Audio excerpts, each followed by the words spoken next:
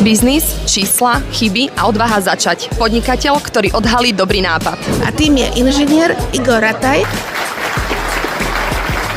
Dnes prišiel medzi nás na prednášku z predmetu marketing a marketing služieb, aby nás inšpiroval k podnikaniu a ako kreatívne využívať marketing, ale aj umelú inteligenciu v praxi.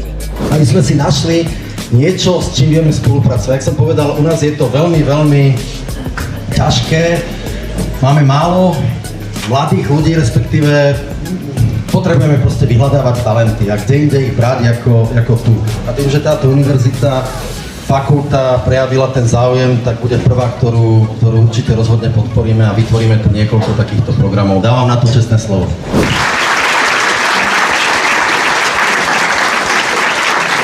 Akú radu by ste dali svojmu mladšiemu ja, alebo takému 20-ročnému ja?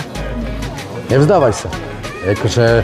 Ja si myslím, že je neskutočne veľa príležitostí a práve aj v tých krízových situáciách, respektíve keď nejde všetko úplne hladko a keď není najväčší boom, ako čokoľvek, čo vymyslíš a budeš robiť zodpovedne a dobre, tak máš šancu na úspech. Práve v 20 som bol veľmi opatrný. Dneska hovorím asi to 20-ročné a ja buď viacej dravý a nevzdávaj sa.